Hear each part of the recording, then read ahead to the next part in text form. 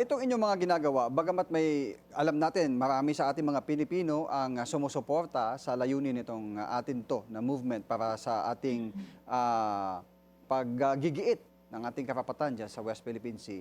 May mga ilan na bumabatikos rin na bakit ilalagay pa ang buhay sa panganib diyan sa West Philippine Sea, eh pwede naman nating ipaubaya sa ating mga uniformed personnel ang pagbabantay diyan. Ano po ang masasabi niyo po dito?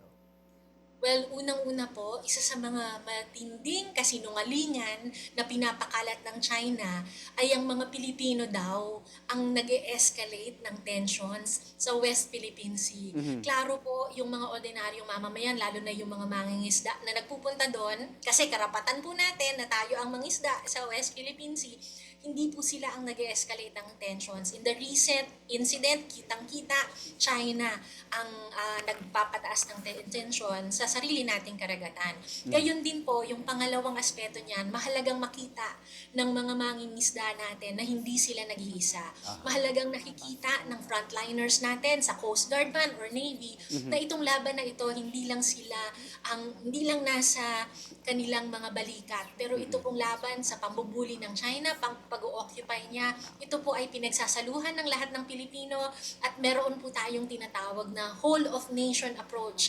Kasi sa harap po ng dambuhalang bansa katulad ng China, isang bully na katulad ng China, mahalagang nagkakaisa ang bawat Pilipino, pinapakita sa mapayapang paraan Mhm. ay titindig tayo at hindi tayo magpapanik.